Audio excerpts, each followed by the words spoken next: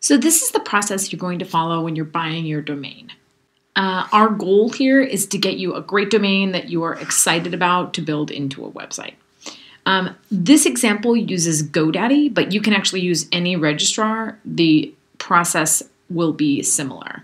So if you just follow this example and take it over to another registrar, it will probably be very similar.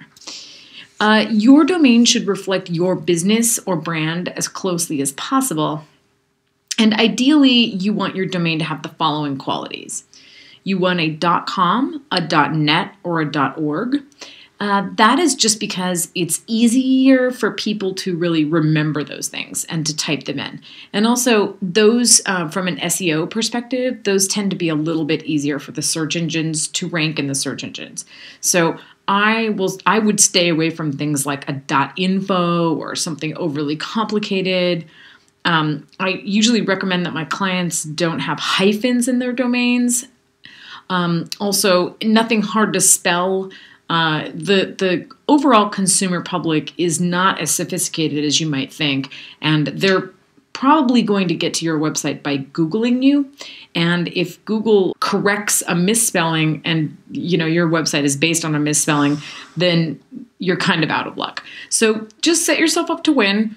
Get something that's straightforward, that you can live with, and that's just don't overcomplicate it in the beginning. So what you would do is you just go to GoDaddy or any registrar that you like. You would type in your domain that you want right in the search box, and you would hit search to see if that domain is available to be registered. In this example, I chose johnqsmithauthor.com, and that domain, in fact, is available, and it says that it will register it to me for approximately $13. So, and actually, if I log into GoDaddy, I will get the price of probably $8.99 because I have a special, I belong to a discount domain club because I buy a lot of domains. So typically you can expect to pay anywhere from $8 to, like it says here, $12.99.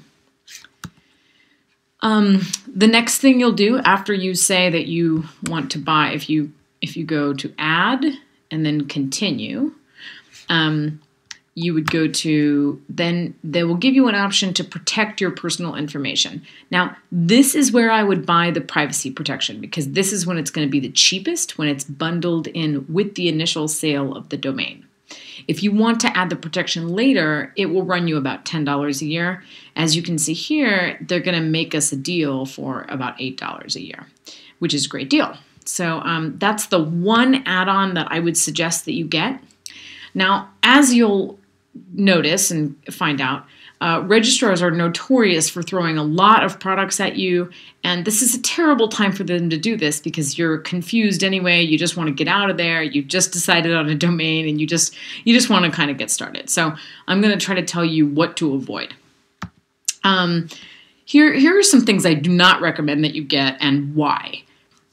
You can play this video over a couple of times before you go and buy your domain so that when all these things come flying at you, you can confidently turn them down. You don't need any extra email accounts. A couple of these will come with your domain, and you can always add them on later if you need, 100 of them. You don't need website builders like a one-stop website builder or anything like that. We are using WordPress to build a website, and that is free, and we're going to put that on in a minute. You don't need to pay for your domain 5 years in advance. If you end up not liking your domain, or you find that your customers can't spell it, or something like that, you want to be free to let that domain go in a year if you don't like it. So pay for 1 year, build your domain, or build your website, and see how you like it.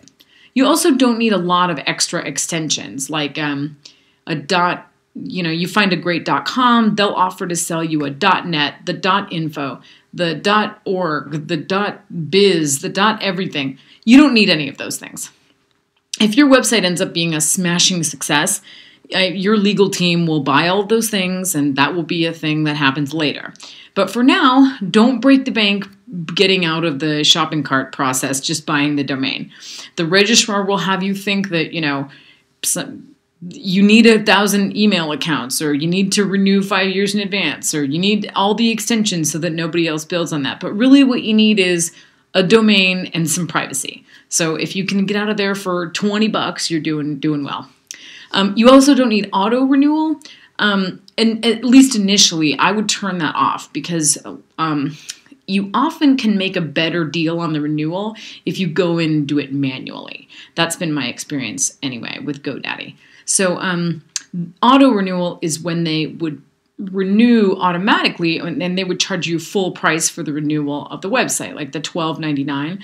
But if you choose to renew it when it's about to expire, you would tend to get a little bit better of a deal, or be able to use a coupon. So, and also, like I said, you don't know if you're going to love that domain in a year, so don't put it on auto renewal, because then it'll just be a hassle. You'll have to go back and figure out how to unrenew it, or drop it after another year. So don't waste that money.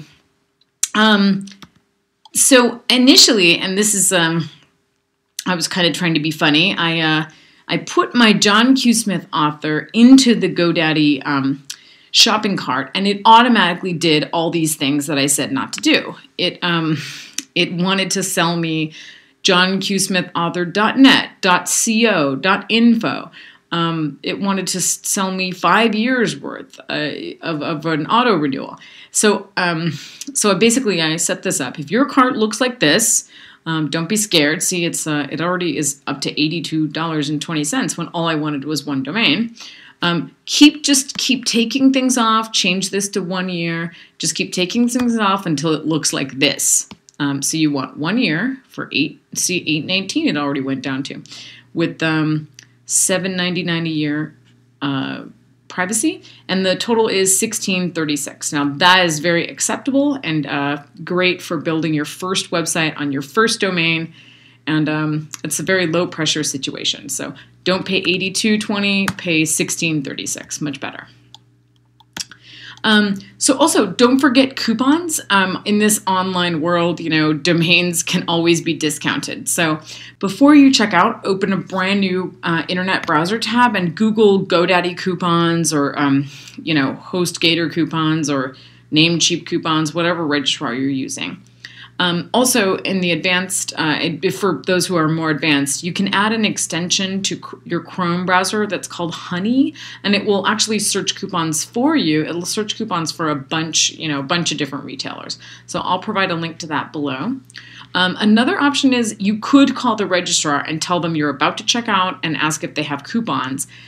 That works the best when you're buying multiple domains, because they can apply one 20% off coupon to all of your domains, and you get a really good deal. But you can also save some money on just one domain. So if you have time and you're interested in calling them, call them up, tell them that you're about to check out and become a new customer, and see what they can do for you.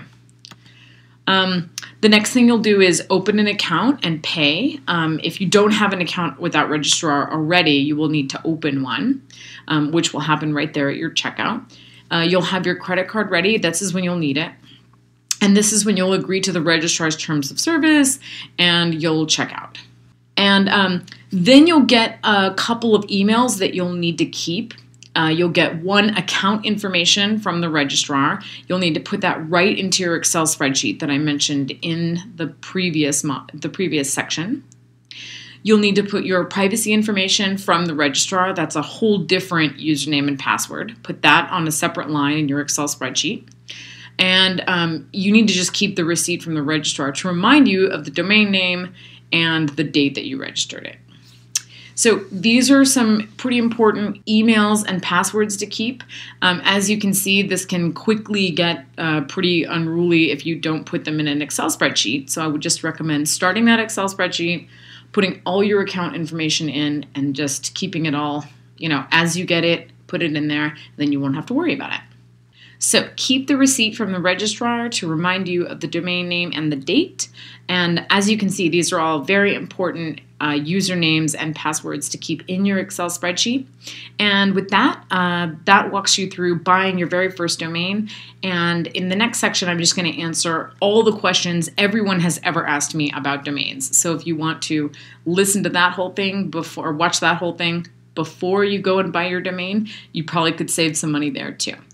And that covers buying your first domain. Now, in the next video, we'll cover all the questions anyone's ever asked me about buying domains and all the different pitfalls that could go along with that. But for your just basic domain buying, this is a great place to start. And I would say go forward and buy your first domain.